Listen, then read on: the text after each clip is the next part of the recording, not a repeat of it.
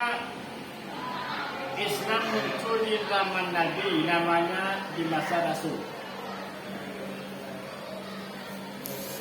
Rasul atau Nabi.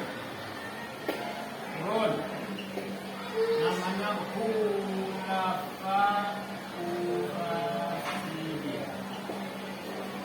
Khulafa Urasidin. Berapa orang? Coba yang tahu berapa orang? Kalau dibaca orang, Khulafa Urasidin berapa orang? Banyak, bagus. Sama? Islam pada masa Nabi terus orang lagi turunnya. Namanya Khulafa Urasidin. Satu. Tak lupa. Khulafa Urasidin yang 4 orang itu.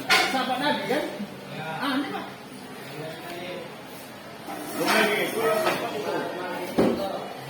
Abu Bakar Siddiq dulu. Abu Bakar Siddiq.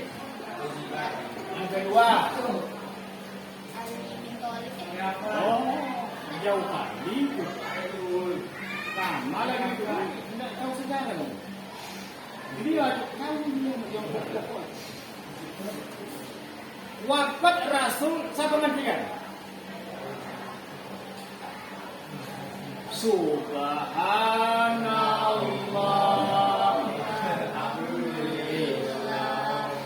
wa la ilaha illallah wallahu akbar.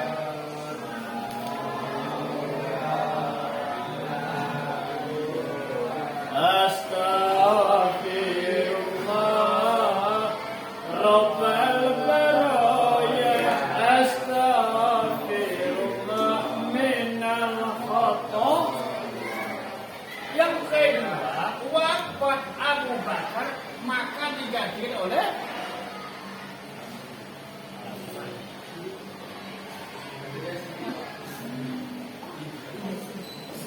yang paling perkasa, paling perkasa. Umar bin Khattab. Ini dia. Khalifah kedua. Lalu wafat Umar bin Khattab, naik kan namanya Utsman bin Affan. Lalu wafat pula Utsman bin Affan, naik pula namanya itu Ali.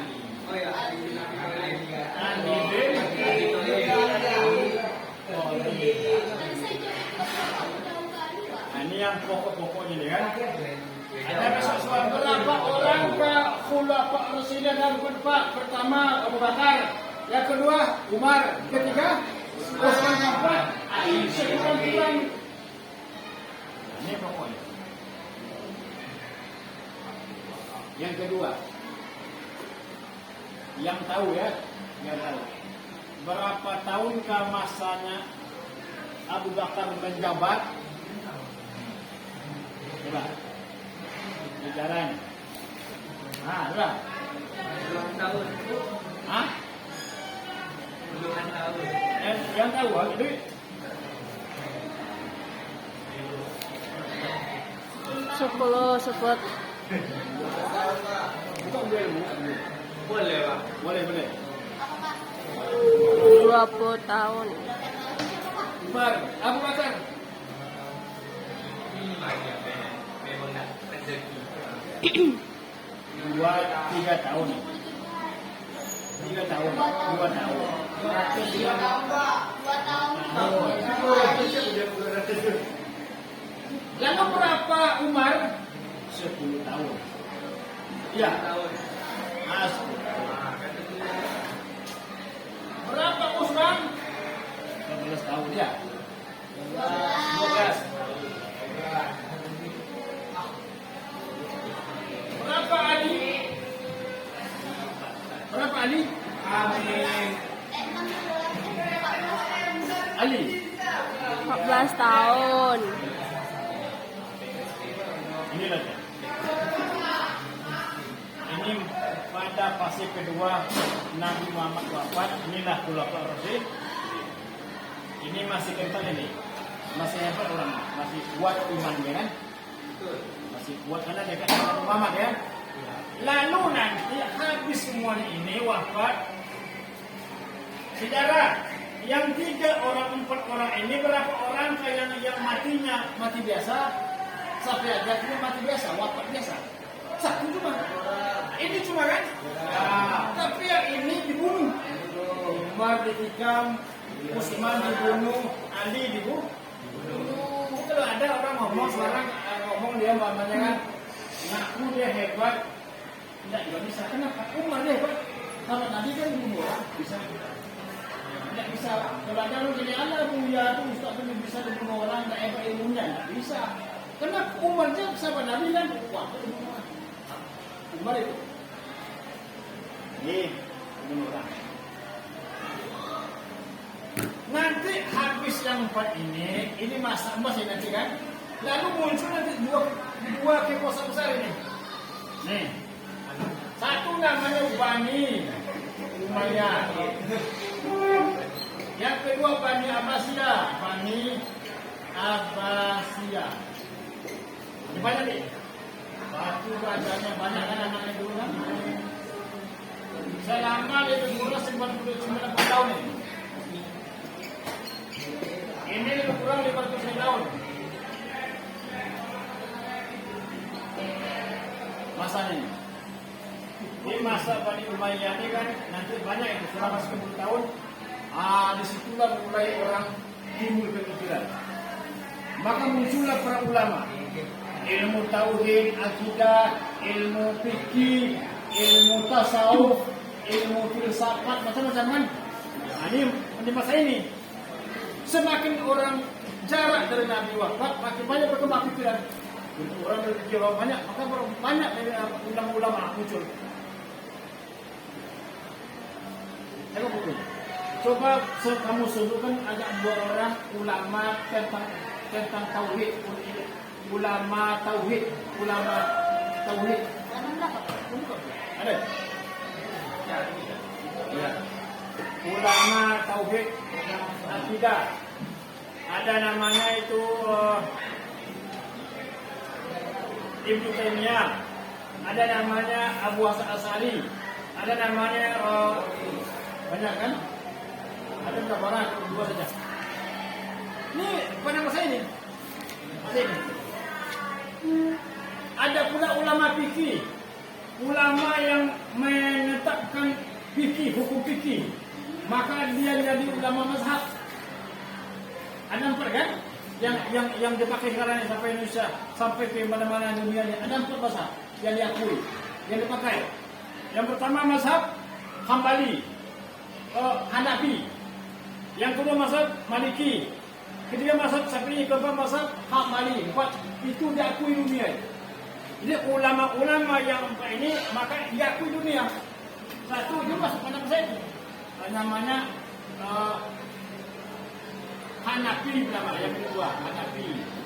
Yang kedua Maliki. Yang ketiga Syafi'i. Yang keempat Hambali. Ini dia. Makanya ini yang dipakai. Termasuk kita Indonesia khususnya kan itu orangnya memakai mazhab Syafi'i. Asia itu kan? Asia, Malaysia, Indonesia, dan Brunei itu banyak ini Syafi'i. Jadi makanya kalau di Mekah ini Hambali ini.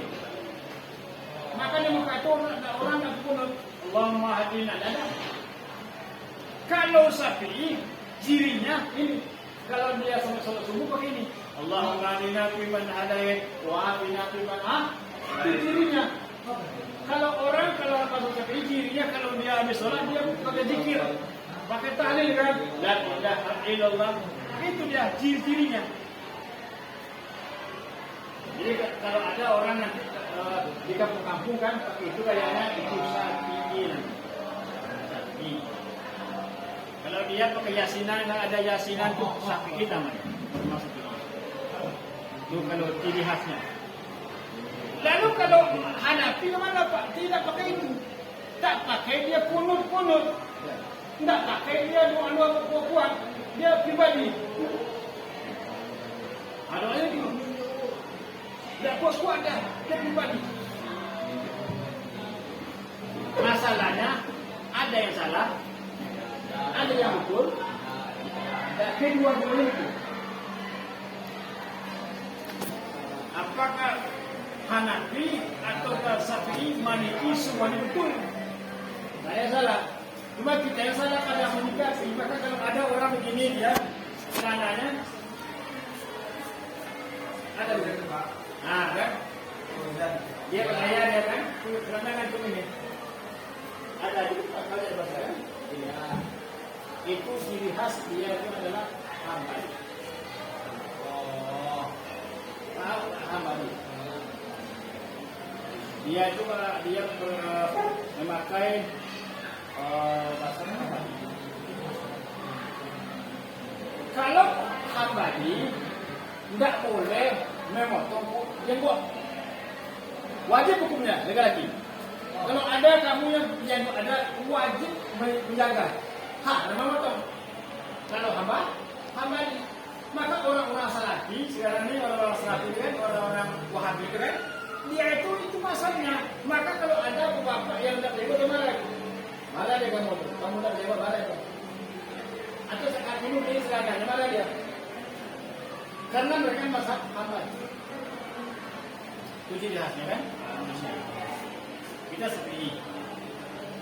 Ini muncul pada zaman ini. Dinamakan ulama mazhab fikih. Fikih. Fikih.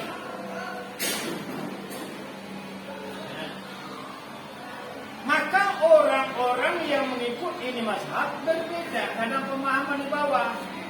Kalau kita pakai mazhab Syafi'i, sholat itu juga cara mematakannya. Kita sholat cara mazhab Syafi'i, itu pula cara yang mematakan. Baik itu wudhu atau sholat. Tak boleh kita campur adukan.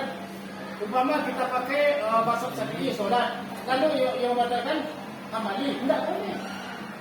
Jadi bagaimana ketentuan mazhab Syafi'i ke sholat begitu yang mematakan harus sama. Tak boleh kita campur adukan pasal. Bicara. Ini fikih. Kalau Hambali, kalau dia berzakat fitrah harus dengan jam makanan, makanan jam. Kita boleh kan?